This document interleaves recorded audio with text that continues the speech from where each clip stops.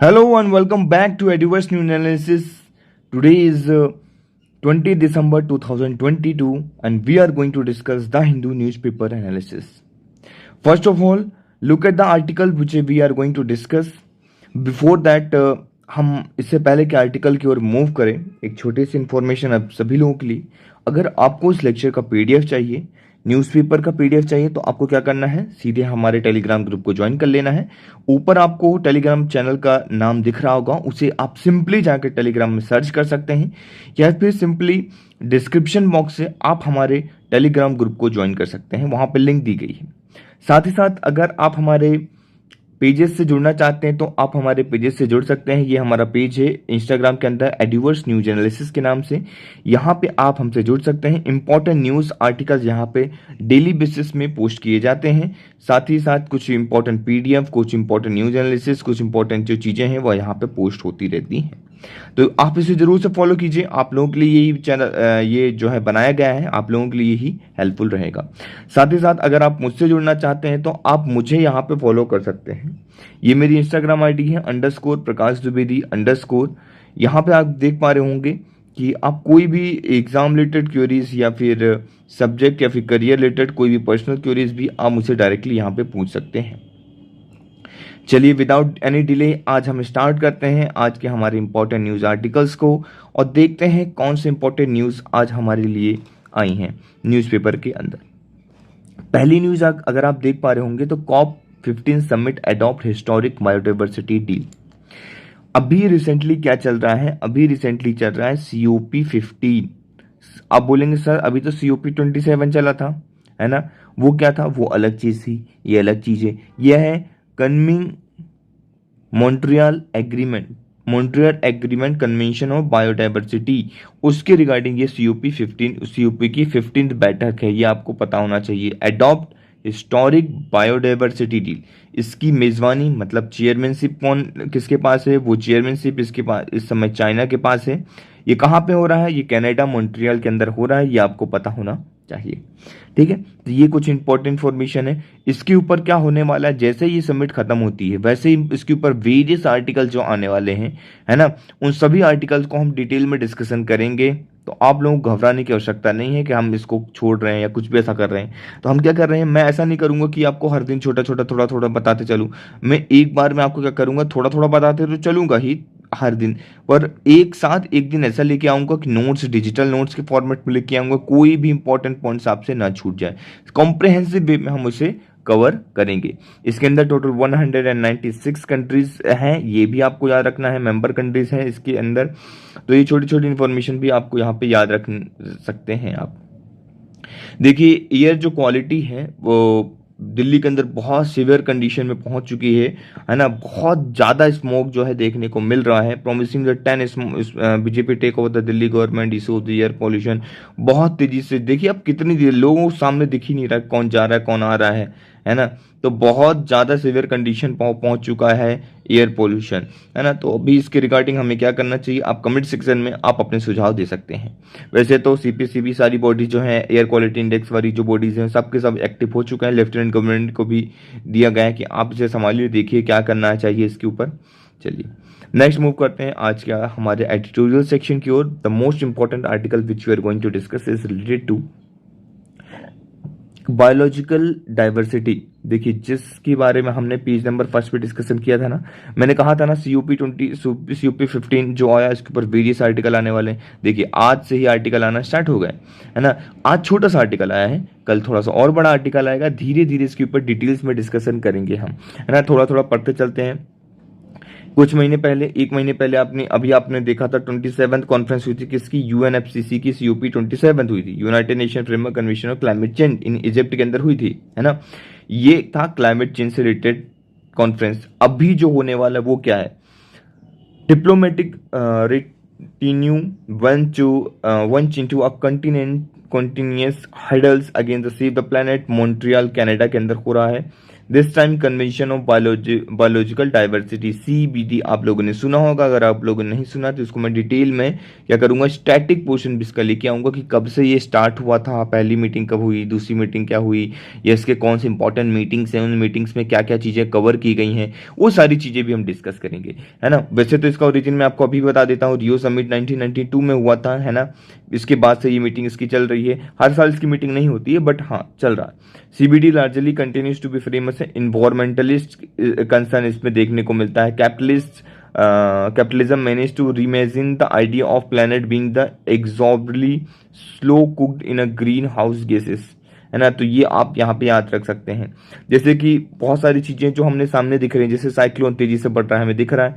Melting ice, glaciers वगैरह बहुत ज्यादा मेल्ट हो रहा है, वो हमें दिख रहा है। लेकिन क्या उसके ऊपर हम सच में कोई स्टेप उठा रहे हैं या नहीं? ये विजुअल एड्स हैं क्लाइमेट क्राइसिस की। वहीं पे कुछ इनविजिबल एड्स भी हैं क्लाइमेट क्राइसिस की। जैसे कि आप देखेंगे कि बहुत सारे एनिमल्स स्पीसीज जो है एक्सटिंक्ट हो रहे हैं due to the climate change, है ना। यहाँ पे बताया गया है 34,000 plant and 52,000 animal species including 1/8 in the words of the bird species face extinction की कैटेगरी में आ चुके हैं। ये सब फेस कर रहे हैं एक्सटिंक्शन को। About 30% of the breeds of the main farm की जो एनिमल्स होते हैं species are currently high risk में हैं और एक्सटिंक्शन की कैटेगरी में पहुंच चुके हैं। Home too much of the non terrestrial biodiversity, about 45% of the earth origin is gone. तो ये चीजें आपको याद रखनी कि एक क्लाइमेट चेंज का अनदर फैक्टर भी हो सकता है। कौन सा हो सकता है? बायोडाइवर्सिटी। बायोडाइवर्सिटी बहुत तेजी से हैम्पर हो रही है, उस पर भी ध्यान देने की आवश्यकता है। तो ये सारी चीजें आपको याद होनी चाहिए, पढ़ा होना चाहिए आप लोगों ने, है ना। थोड़ा थोड़ा देखेंगे, थोड़ा थोड़ा हर दिन, तो आपको चीजें याद हो जाएंगी। Paris moment of nature 2024 30 billion annual by 2030, ये हमने कमिटमेंट वगैरह कर रहे हैं अभी। सब चीज जैसे भी इसका फाइनल रिजल्ट आएगा, जो भी मीटिंग का आउटकम आएगा, वो हम डिटेल में डिस्कशन करेंगे, है ना। चलिए मूव करते हैं नेक्स्ट आर्टिकल की ओर। The next article which we are going to discuss is related to the cost of the country just for saving CTC। कितना सेविंग आ रहा है कॉस्ट ऑफ कंट्री CTC में सेव करके, वो चीज हम यहाँ पे देखने की कोशिश करते हैं। ध्यान से देखिए, इस आर्टिकल को पढ़ने की कोशिश कीजिए। जस्ट आपको रीड कर लेना है इस आर्टिकल को, है ना। मैं यहाँ पे बात करता हूँ पीरियडिक लेबर फोर्स सर्वे 2021 की। Periodic labour force survey 2021 India क्या बताता है? 2021 के सर्वे के अनुसार, पीरियडिक लेबर फोर्स सर्वे के अनुसार 2021 में क्या डेटा निकल के आता है कि 100 मिलियन कैजुअल वर्कर इंडिया के अंदर हैं। कितने? 100 मिलियन। उसमें से 50 मिलियन क्या है? सैलरीड है worker with no return job contract, जिनके पास कोई भी रिटर्न जॉब कॉन्ट्रैक्ट नहीं है, ठीक है। जो कि एस्टिमेट देता है 150 मिलियन कॉन्ट्रैक्टर वर्कर को टोटल, जो कि about 30% of total labour force in the country है। मतलब इंडिया के अंदर जितना टोटल लेबर फोर्स है, उसमें से 30% जो है, सोचिए कॉन्ट्रैक्ट बेसिस में है, उनके पास कोई भी रिटर्न जॉब कॉन्ट्रैक्ट नहीं है। ये चीज आपको याद रखनी है। एनुअल सर्वे होता है, इसमें बताया गया है कि जो एम्प्लॉयमेंट है इंडस्ट्रियल वर्कर का, है ना, annual survey of industries, the share of contract employment, जो कॉन्ट्रैक्ट एम्प्लॉयमेंट है वो तेजी से बढ़ा है। टोटल इंडस्ट्रीज का इंक्रीज हुआ है। 24% जो था 2014 के अंदर था, वो अब 38% हो चुका है 2017 के अंदर। These non payroll contract worker are, जो है साइटेड द टेक्निक, ड्राइवर हो गया, हाउस कीपिंग हो गया, स्टाफ हो गया ऑफिस के अंदर, कमर्शियल कॉम्प्लेक्स के अंदर, अनस्किल्ड लेबर्स हो गए जो फैक्ट्रीज के अंदर है, ये सब लोग इसके अंदर आ जाते हैं। 2001 के बाद क्या होता है? Public sector also started outsourcing many vacancies. जो पब्लिक सेक्टर है, जिससे पहले होता था प्राइवेट सेक्टर के अंदर ये सारी चीजें चलती थी, बट अब रिसेंटली नाउ प्राइवेट से पब्लिक सेक्टर में शिफ्ट हो रहा है। पब्लिक सेक्टर भी क्या कर रही है? कॉन्ट्रेक्चुअल बेसिस में लेबर को हायर कर रही है, कॉन्ट्रैक्ट बेसिस में। Share of the casual contract worker in the public sector unit PSU में जो था 17.1% था 2011-12 के अंदर, जो कि इंक्रीज होकर 19% पहुंच चुका है 2015-16 के अंदर, एंड 37.2% इन 2020 एंड 21। ये इस डेटा को आप कॉट कर सकते हैं अपने आंसर्स के अंदर, है ना। तो ये बहुत इंपॉर्टेंट हो जाता है। यहाँ पे कुछ नंबर्स दिए गए हैं कि 4,81,395 कॉन्ट्रेक्चुअल वर्कर जो हैं काम करते हैं CPSE central public sector enterprise के अंदर 2021 के का ये डेटा 2021 के अंदर, ये आपको याद रखना है। फिगर जो है 2 लाख पहुंच जाती है, 68,850 इन 2011 में था, indicating the conversion of many permanent job into the contractual one.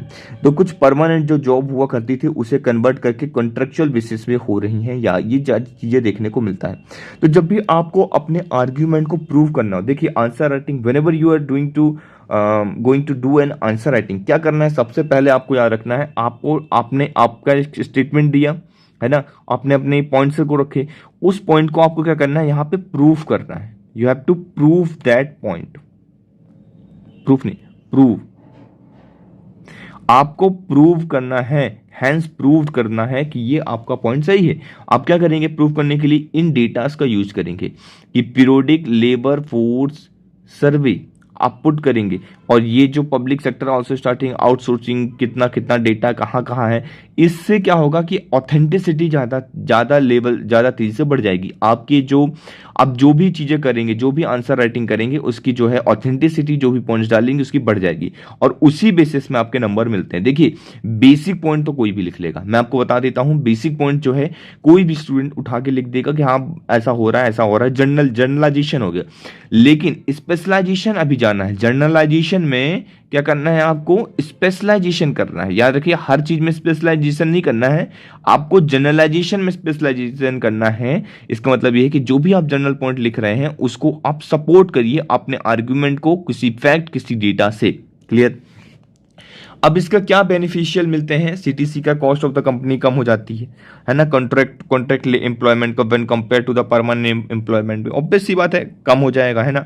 Improve profit of India, India का प्रॉफिट वगैरह इंप्रूव होता है, जिसकी वजह से फॉरेन इन्वेस्टमेंट जो है अट्रैक्ट करता है इंडिया। ये सारी चीजें ज्यादा से ज्यादा देखने को मिलती है। पेरिनियल वर्क देखने को मिलता है, आउटसोर्स कॉन्ट्रैक्ट लेवल, है ना।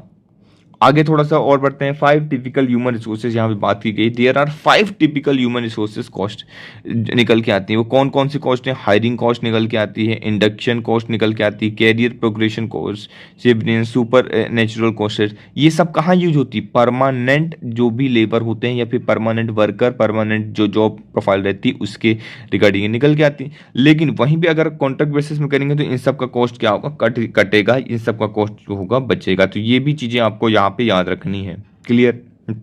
Now as contract labour requires minimal training, सबसे कम ट्रेनिंग रिक्वायर्ड होती है कॉन्ट्रैक्ट लेबर के लिए। इट रिड्यूसेस सीटीसी, सीटीसी को रिड्यूस करता है। Management prefer contract labour as they not entitle to generous paid leave enjoyed by the permanent employee. जैसे परमानेंट एम्प्लॉय है उसको पेड लीव मिलती है, लेकिन इनको पेड लीव नहीं मिलती। अगर इन्हें छोड़ा तो जितने दिन के लिए इन्हें छोड़ेंगे उतने दिन का पैसा इनका कट जाएगा। तो वो भी क्या होता है, फायदा होता है किसको, कंपनी को फायदा होता है ना। फ्लेक्सिबिलिटी ऑफ फायरिंग, इनकी फायरिंग की फ्लेक्सिबिलिटी रहती है, कभी भी निकाला जा सकता है एम्प्लॉय को। Consider to be positively impacting labour productivity, हाँ वो कहीं ना कहीं वो क्या है, लेबर प्रोडक्टिविटी को भी इम्पैक्ट करता है।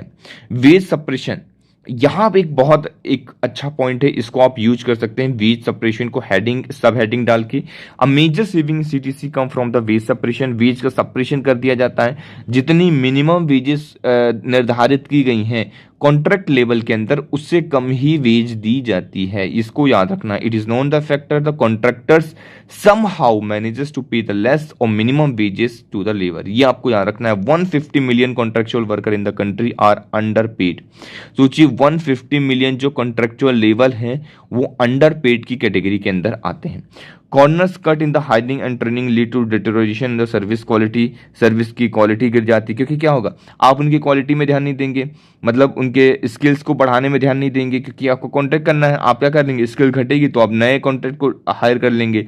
तो जो इंडिया के वर्कर्स हैं, जो एक तरीके से एम्प्लॉय हैं, उनकी क्या हो रही है, स्किल्स कम हो रही है तेजी से, है ना। और फिर एक लैंसेट की रिपोर्ट आई थी, लैंसेट की एक ऑर्गेनाइजेशन की रिपोर्ट आई थी, annual increase in the outsource spending 1% national health service in England associated with rise in the treatable mortality 0.38%। फिर यहाँ पे बताया गया है कि अंडर पेड कॉन्ट्रेक्चुअल वर्कर जो हैं अफोर्ड नहीं कर पा रहे हैं हेल्थ केयर को अच्छे से, है ना, जिसकी वजह से उनकी प्रोडक्टिविटी जो है तेजी से घट रही है, गिर रही है। Nobody invest in the upskilling of contractual worker and labour productivity of the economy is also adversely impacted. तो लेबर प्रोडक्टिविटी है वो भी तेजी से इम्पैक्ट कर रही है। तो ये चीज आपको यहाँ पे याद रखना है। The exploitative nature of the contractual employment has detrimental distributional effect which keeps the wages permanent worker suppress to, worker को सप्रेस किया जा रहा है। permanency of employment breeds inefficiency on merit and should be dealt with. Should realize outsourcing cost to the country might much more cost to the company long run. ये चीज़ें कुछ चीज़ें आपको याद रखनी है ना। कुछ इंपॉर्टेंट पॉइंट्स जो मैंने आपको यहाँ पे समझा दिए हैं, बता दिए हैं। आई होप क्लियर हो गई होंगी चीज़ें आपको। देखिए, the next article which we are going to discuss is related to criminalising consensual relationship. अब यहाँ पे कंसेंसुअल रिलेशनशिप को क्रिमिनलाइज कर रहे हैं, है ना।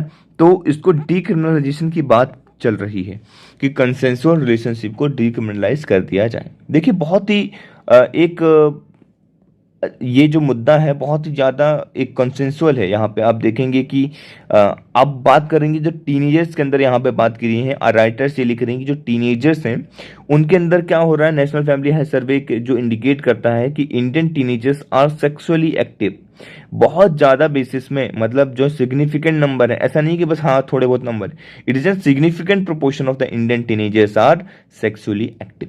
अब टीनेजर्स क्या होता है, 19 तक की एज की टीनेजर माने जाते हैं, है ना। अब 18 से कम ऐसा बोला जाता है चाइल्ड है। अभी जब अब कोई भी दो, एक लड़का है और एक लड़की है, अगर वो टीन है ना, टीनेजर्स हैं, ये दोनों टीनेजर्स हैं, दोनों आपस में क्या करते हैं, एक तरीके से कंसेंसुअल सेक्सुअल रिलेशनशिप बनाते हैं, है ना। लेकिन अगर कभी भी कुछ ऐसे बात हो जाती है, कुछ भी ऐसा हो जाता है, तो उसके ऊपर केस लग जाता है। फिर लड़के को एज एन एडल्ट मतलब कोशिश किया जाता है कि उसको ट्रीट किया जाए और लड़की को ऐसा विक्टिम ट्रीट किया जाए, है ना। तो ये चीज़ें बहुत ज़्यादा देखने को मिल रही। इसके ऊपर हमने वैसे प्रीवियस डेज में भी आर्टिकल डिस्कस किया। जो लोग रेगुलर बने हुए हैं, देख रहे हैं, उन्हें पता होगा कि हमने डिस्कस किया था, क्या डिस्कस किया था कि ट्राइबल एरियाज के अंदर ही ज़्यादा चीज़ें देखने को मिलती, क्योंकि लोगों के पास क्या है, सेक्सुअल आप बात कर लीजिए एजुकेशन नहीं है, उनको सेक्स एजुकेशन की बिल्कुल भी नॉलेज नहीं है कि एक्चुअल में क्या होना चाहिए क्या नहीं होना चाहिए, ये उनके पास बिल्कुल भी नहीं है। तो इस वजह से बहुत ज़्यादा जो है सेक्सुअलिटी एजुकेशन जो है नीड है, जो प्रॉब्लम देखने को मिलती है। अब पॉक्सो एक्ट लेके आ गया था बच्चों को बचाने के लिए, है ना, बच्चों को बचाने के लिए सेक्सुअल हरासमेंट से, इसलिए पॉक्सो एक्ट लेके आया गया था। लेकिन उसी का एक तरीके से गलत यूज किया जा रहा है। अगर आप देखेंगे तो constituted 24.3% of the total cases registered and dispose under the protection of the POCSO act between 2016 and 2022। Special code बनाए गए आसाम, महाराष्ट्र के अंदर, वेस्ट बंगाल के अंदर, ये चीज याद रख सकते हैं आप, ठीक है। फिर द लॉ कॉस्ट एडोल्स, तो मैंने बताया कि लड़की को विक्टिम से ट्रीट किया जाता है और लड़के को जो है एक तरीके से एडल्ट जैसे ट्राइड करते हैं ट्रीट करने की। तो ये चीज़ें भी चलती हैं बहुत ज़्यादा, भले ही वो दोनों आपस में कंसेंसुअल जो है सेक्स कर रहे हैं, है ना, इसके बाद भी ये चीज़ हो रही है ना। अब कहीं ना कहीं ये बॉडली जो है देयर सेक्सुअल डेवलपमेंट जो है, अब ऑब्वियस सी बात है, जो एडल्ट्स आएंगे तो ग्रॉस ओवरसाइड देयर सेक्सुअल डेवलपमेंट होगा, है ना। हार्मोन्स एक्टिव होते हैं, जब हार्मोन्स एक्टिव इस तरह चीज़ें होती हैं तो मे भी ये नॉर्मल सी चीज़ है। Bodily integrity, autonomy and violates their right to life and privacy and dignity. तो कहीं ना कहीं अगर आप देखेंगे तो वो क्या है, वो उनकी लाइफ टू प्राइवेसी और राइट टू प्राइवेसी और डिग्निटी, राइट टू लाइफ का एक तरीके से हनन हो रहा है। तो इस चीज को भी आप यहाँ पे याद रख सकते हैं, ठीक है। एक लेके आ गया था नेशनल हेल्थ सर्वे इंफॉर्मेशन, राष्ट्रीय किशोर स्वास्थ्य कार्यक्रम, तो ये भी आप याद रख सकते हैं। Inclusion of consensual non exploitative act involving the adolescent deteriorates from the purpose of POCSO act, है ना। The median time between the lodging FIR and disposal of such romantic cases 1.4 year in Assam and 2.3 year in Maharashtra and West Bengal। लगभग इस एक case को ऐसे चलाने में, dispose करने में 1.5 साल का समय लग जाता है। 1.4 ईयर लग जाता है आसाम के अंदर और 2.3 ईयर लग जाता है महाराष्ट्र और वेस्ट बंगाल के अंदर। अगर मैं बात करता हूं according to the crime in India 2021, 92.6% जो केसेस रजिस्टर्ड हुए थे और under the POCSO act were pending disposal हैं। कंसेंसुअल केसेस यहाँ पे ज़्यादा देखने को मिलते हैं। ओवर बर्डनिंग मिल रही है कंसेंसुअल केसेस की। क्रिमिनल जस्टिस सिस्टम के अंदर ये बहुत बड़ा एक नेगेटिव पॉइंट है जिसे हमें सुधारने की आवश्यकता है। 93.8% इन रोमांटिक केसेस। आप सोचिए इतने ज़्यादा लोग जो है रोमांटिक केसेस में, अगर कोई दो बच्चे आपस में रोमांटिक केसेस में हैं तो ऐसा किया जा सकता है कि उनको सेक्स एजुकेशन दी जाए, उन्हें बताया जाए कि भाई किस तरीके से आपको चीज़ों को करना है या नहीं करना है ना। उन्हें अवेयर किया जाए हर एक चीज़ों से, क्या गलत है क्या सही है और किस तरीके से चीज़ों को प्रोटेक्शन का आप यूज कर सकते हैं, ये सारी चीज़ों का यूज कर सकते हैं। तो ये सारी चीजें बताने की आवश्यकता है, ना कि उनके ऊपर सीधे एक्ट लगा के जेल के अंदर भर दीजिए और दोनों विक्टिम को भी चीज कर दीजिए और उस बच्चे के साथ भी इस तरीके से हरकत कीजिए। तो वो एक तरीके से उनके right to privacy, right to life का एक तरीके से हनन हो रहा है। कुछ कोर्ट्स जो हैं, कुछ हाई कोर्ट्स बहुत अच्छे से इस चीज को डील किए, जैसे कि adolescent relationship are normal and criminalization of such act affect both parties। Vijaya Lakshmi versus state of rape 2021 का एक केस है, जिसको आप जब भी लिखें तो इस केस को जरूर कॉट करें। मद्रास कोर्ट ने यहां पे बोला था, evidence that एडोल्स romance is an important development mental marker of adolescent self identity functioning and capacity of intimacy. है ना, ये उनके सेल्फ आइडेंटिटी, इंटीमेसी और इन सब का एक आइडेंटिटी है कि वो जवान हो रहे हैं एक तरीके से, है ना, युवावस्था की ओर जा रहे हैं। तो ये कोई ऐसा गलत चीज नहीं है, कोई गलत बात नहीं है, तो इसके ऊपर इतना बड़ा केस बनाने की आवश्यकता नहीं है। United nation committee on the rights of the child CRC ने भी कमेंट किया था, जनरल कमेंट 2020 के अंदर इंप्लीमेंट किया कि right to child during the adolescence argue the state to balance the protection of the child from the sexual exploitation। आपको एक बैलेंस बनाने की आवश्यकता है, देखने की आवश्यकता है कि कौन सा केस सेक्सुअल एक्सप्लॉइटेशन है and abuse with respect to their evolving autonomy and recommendation that state should avoid criminalising adolescent of the similar ages. कोई एक 15 साल का लड़की है, 16 साल की लड़की है ना, या 15 साल के लड़के हैं दो, या सॉरी लड़के लड़कियां हैं, या फिर दो 16 साल की लड़के लड़कियां हैं, सेम एज ग्रुप क्या आ रहा है, 1 या 2 साल का अंतर आ रहा है या 3 साल का अंतर आ रहा है, तो वहां पे ये केसेस लगाना बिल्कुल गलत देखा जाता है ना। आप देखिए, अगर वो एक तरीके खुद से चीजें हैं हो रही हैं, तो वो नॉन एक्सप्लोइटेटिव नेचर है। तो आवश्यकता है पहचानने की कौन सा एक्सप्लोइटेटिव नेचर है, कौन सा नॉन एक्सप्लोइटेटिव सेक्सुअल एक्टिविटी हो रही है। 2019 के अंदर आर्ग्यू किया गया था, state to remove the status offence which criminalise adolescent who engage in the consensual sex act in one another. तो 2019 के अंदर ये चीज आर्ग्यू की गई थी कि आप सेक्सुअल ऑफेंस को डीक्रिमिनलाइज कर दीजिए, क्रिमिनलाइज जो चल रहा है उसे हटा दीजिए अगर कोई भी एडल्ट जो है, टीनेजर्स जो है, एक तरीके से कंसेंसुअल रिलेशनशिप के अंदर आते हैं। तो वे फॉरवर्ड के अंदर आप लिख सकते हैं, comprehensive sexuality education is needed to bridge the knowledge gap. Knowledge gap बहुत कम है, इसलिए कॉम्प्रिहेंसिव बेसिस में एक सेशन लेके आना चाहिए, है ना। आप ऐसा कर सकते हैं ना, जैसे कि आप खुद का भी सजेशन लिख सकते हैं कि जैसे 9th क्लास हो गया या 8th क्लास हो गया, 8th या 7th से ही आप ले लीजिए, आजकल तो दे सकते हैं आप 7th क्लास से ही आप क्या कर लीजिए, बच्चों को सेक्सुअल एजुकेशन के बारे में थोड़ा थोड़ा समझाना शुरू कर दीजिए कि देखो बेटा, ये चीज़ें जो है ना इस तरीके से होती हैं, ये चीज़ें ऐसी होती हैं, ऐसा करना चाहिए या नहीं करना चाहिए। उनके लिए स्पेशल सेशन स्कूल के अंदर, कॉलेजेस के अंदर, हर जगह पे ये लेने की आवश्यकता है, जिससे वो क्या हो जाए, एक तरीके से प्रॉपर मेच्योरिटी उनमें आ जाए। इस सब चीज़ों के ऊपर एक तो बात करने में ना घबराए। हमारे समाज के अंदर रूढ़िवादिता और ये सारी चीज़ें बहुत हैं। अगर आप किसी से सेक्स के बारे में बात भी करेंगे ना, या बोल देंगे, वर्ड्स को भी आप बोलेंगे तो बोलेंगे अरे बाप रे ये क्या बोल दिया, oh my God, oh my God, है ना। तो इस तरीके की चीज़ें होती हैं। तो वो अभी आवश्यकता है कि हम इस चीज़ को सुधारें, क्योंकि बहुत सारे लोगों की जान यहाँ पे जा रही है इन सभी चीज़ों की वजह से, है ना। बहुत सारे लोगों का करियर खत्म हो रहा है, बहुत सारे लोगों की चीज़ें हो रही हैं। Equal efforts need to be directed toward the imparting knowledge skills attribute to vulnerable group of children with disability out of the children, है ना। तो ये चीज आपको याद रखनी है। इस पूरे आर्टिकल को आप लोगों ने डिटेल से रीड करना है ना। बहुत इंपॉर्टेंट आर्टिकल हो जाता है, तो ये आपको करना है। चलिए, वर्ल्ड कप आप सभी लोगों को पता है, मेस्सी यहाँ पे सुपरस्टार बन के सामने आया है, ठीक है ना, और वर्ल्ड कप जीत चुके हैं, फीफा वर्ल्ड कप। तो ये चीज़ें तो आप लोगों ने सुनी होगा, कल भी हमने डिस्कस किया था। Minimum tax on the big businesses. देखिए, एक कॉन्सेप्ट है global corporate tax, global minimum corporate tax, इसको आप याद रख सकते हैं। क्या होता है ग्लोबल बेसिस में ग्लोबल मिनिमम कॉर्पोरेट टैक्स को मैं समझा देता हूं आपको। पहले कहीं पे वाइट जगह नहीं है, समझा दूं, यहां पे समझाता हूं। चलिए, ग्लोबल कॉर्पोरेट मिनिमम टैक्स क्या होता है, आप समझने की कोशिश करेंगे। ग्लोबल मिनिमम टैक्स याद रख लीजिए, ये टैक्स लगाया जाता है कंपनीज के ऊपर, जो कि बिग कंपनीज हैं, जो इंटरनेशनली काम कर रही हैं। अभी क्या होता है, सपोज आप देखिए यहां पे एक डायग्राम, ये कंट्री 1 है, ये कंट्री 2 है और ये कंट्री 3 है। ये 3 कंट्रीज हैं, ABC नाम रख लीजिए, अर्जेंटीना, ब्राजील और चाइना। ABCD, ठीक है, अर्जेंटीना, ब्राजील, चाइना, कुछ भी रख लीजिए आप नाम, है ना। तो ये 3 कंट्रीज हैं आपके सामने। अब इन 3 कंट्रीज में अब सपोज कर लीजिए कि ये जो एक कंट्री है, इस कंट्री के अंदर जो टैक्स का जो रेट है वो बहुत कम है ना, मतलब 2% टैक्स है या 1%, या कोई कोई कंट्री है जहाँ 0% टैक्स भी है ना। इसके अंदर टैक्स रेट थोड़ा सा ज़्यादा है, मीडियम है। इसके अंदर टैक्स रेट बहुत क्या है, हाई है। टैक्स रेट क्या है, हाई है ना। कंपनीज क्या करती थी, को कंपनीज कहाँ की हैं, वो कंपनीज यहाँ की, एक एक बंदा है यहाँ का रहने वाला, यहाँ का सिटीजन है, लेकिन वो क्या करेगा, सबसे पहले कंपनी को कहाँ खोलेगा, यहाँ पे खोलेगा।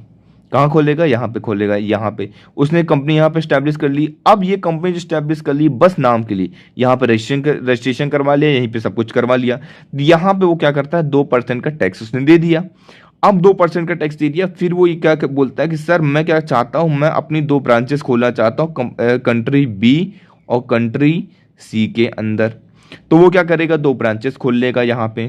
तो अब यहाँ पे उसको टैक्स ना देना पड़ेगा। वो बोल रहा है कि इन दोनों कंट्रीज या ए और बी के बीच में, ए और बी के बीच में, और ए और सी के बीच में, और बी और सी के बीच में, तीनों में आपस में क्या है, तीनों को आपस में क्या है, टैक्स तरीके से टैक्स अवॉइडेंस जो है प्रोग्राम इन्होंने करके रखा है कि हाँ तुम्हारे ऊपर टैक्स लग रहा है तो हम डबल टैक्स नहीं लगाएंगे किसी भी कंपनी के ऊपर, है ना। तो डबल टैक्स ना लगे इसलिए वो उसने बोला कि यार हम तो वहाँ पे दे ही रहे हैं टैक्स। तो कंपनी जनरली इस तरीके से करती है टैक्स को बचाने के लिए, क्योंकि वहाँ पे यहाँ पे हो सकता है उनको कितना देना पड़े, 20% टैक्स देना पड़े, यहाँ पे हो सकता है उसको 10% टैक्स देना पड़े। तो कंपनीज क्या करती हैं, यहाँ पे ओपन करती हैं, यहाँ पे ब्रांचेस डाल देती हैं, तो उसको 2% ही टैक्स देना पड़ता है। और ये टेक तरीके से क्या कर देती हैं, टैक्स को सरपास कर जाती हैं। जहां पे एक्चुअल में इनको टैक्स देना चाहिए पर वहां पे नहीं दे पा रही हैं। तो ये चीजें बहुत ज्यादा देखने को मिली थी। इसीलिए एक कॉन्सेप्ट लेके आया गया है, ग्लोबल कॉर्पोरेट मिनिमम टैक्स। कहीं भी कंपनी रहे, मिनिमम जैसे यहाँ पे 2% है ना, और कंपनी यहाँ पे भी काम कर रही है तो उसको 2 माइनस कर लीजिए, 15 माइनस 2 कर लीजिए, कितना हो गया 13%। तो उसको यहाँ पे 13% टैक्स तो देना ही पड़ेगा। मतलब कुछ भी कर लीजिए, 15% जो टैक्स रेट है उसको देना ही पड़ेगा, चाहे वो कुछ भी हो जाए, चाहे वो कहीं पे भी कंपनी खोले। तो इससे क्या होगा, एक विन विन सिचुएशन होगी, वो हर जगह मतलब कॉम्पिटिटिवनेस अच्छे से बढ़ेगा। वरना क्या होती थी, कंट्रीज क्या करती थी, बहुत सारी कंट्रीज ऐसे करती थी, अपना टैक्स रेट को बहुत कम कर देती थी, जिसकी वजह से बहुत ज़्यादा इन्वेस्टमेंट उसकी कंट्रीज में आ जाते थे। ये चीज़ देखने को मिलती थी। और जो बहुत सारी ऐसी कंट्रीज थी जो डेवलपिंग है, जो नहीं कर पा रही हैं, है ना, उनके पास इतना पैसा नहीं है कि वो इस सारी चीज़ों को संभाल पाए, तो वो नहीं कर पाती, तो वो बेचारे पीछे रह जाती थी। इसलिए इस कॉन्सेप्ट को लेके आया गया है। आई होप चीज़ें क्लियर हो गई होंगी आपको। चलिए कार्बन मार्केट की बात करता हूं मैं, हाउ डू दे ऑपरेट। आप जैसे कि आपको पता होगा कार्बन मार्केट का मैं थोड़ा सा समझा दूं आपको।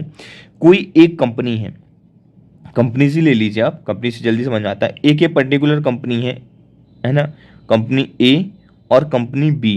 कंपनी और ए और कंपनी बी क्या करती है, दोनों जो है इमिट करती है पॉल्यूशन, है ना, धुआं निकाल रही है यहाँ पे। ये देखिए, अब इन दोनों की क्या है, एक लिमिट निर्धारित है, एक लिमिट दी गई है, लिमिट से ज़्यादा आप नहीं निकाल सकते हो, है ना। सपोज इसकी लिमिट थी 500, इसको लिमिट भी 500 दी गई है। अब ये जो है 500 में से ये क्या करता है, ये इमिट कर देता है 1000 टन कार्बन जो है ये इमिट करता है। तो क्या ऐसे, या फिर 1000 कर देता है, या फिर हटाइए 1000 में ज़्यादा कन्फ्यूजन होगा। आप ऐसा याद रखिए कि ये क्या करता है, ये 700 टन जो है एक तरीके से इमिट कर देता है ना। और ये कितना करता है, 500 में से सिर्फ 200 टन ही इमिट करता है, 200 टन इमिट करता है। ये आपको याद रखना है कार्बन को। अब इसके पास क्या है, 300 टन और बचे हुए हैं, है ना। अब इसके ऊपर लग जाएगा फाइन, इसके ऊपर, कंपनी ए के ऊपर। क्यों, क्योंकि इसने ज़्यादा कर दिया। तो ये क्या करेगा, ये इसके पास 200 टन की जो है ज़्यादा इसने इमिट किया है 500 में से, तो ये क्या करेगा, 200 टन इससे उधार ले लेगा। बोलेगा सर आपके पास 300 टन बचा हुआ है ना, एक तरीके से आप अभी भी इमिट कर सकते हो 300 टन, और आपका तो साल पूरा हो गया। तो एक काम करिए, आप मुझे एक सर्टिफिकेट बना के दे दीजिए, आप मुझे एक सर्टिफिकेट दे दीजिए, कार्बन क्रेडिट दे दीजिए, मैं आपको उतने ही टन का क्या कर देता हूँ, कुछ पैसा दे देता हूँ, मनी आपको रुपए में दे देता हूँ, है ना। तो ये बात होगी। तो ये क्या हो गया, कार्बन की ट्रेडिंग हो रही है। तो यहाँ पे ये चल रही कार्बन की ट्रेडिंग, कार्बन को खरीदा और बेचा जा रहा है। क्लियर, इसे ही कहते हैं carbon trading. I hope concept clear हो गया होगा आपको। चलिए आगे मूव करते हैं। अब फटाफट हम न्यूज़ आर्टिकल्स की ओर मूव करेंगे और फटाफट नजर डालेंगे। 80% decline in insurgency violence in north east, minister यहाँ पे कहते हैं। अरुण ठाकुर जो हमारे इंफॉर्मेशन एंड ब्रॉडकास्टिंग मिनिस्टर, वो कहते हैं कि 80% जो केसेस हैं डिक्लाइन हुए हैं इंसर्जेंसी के रिलेटेड टू वायलेंस और नॉर्थ ईस्ट के अंदर। तो ये कुछ इंपॉर्टेंट पॉइंट्स थे। लोकसभा ने एक्सटेंड कर दिया है एसटी के स्टेटस को बेत्ता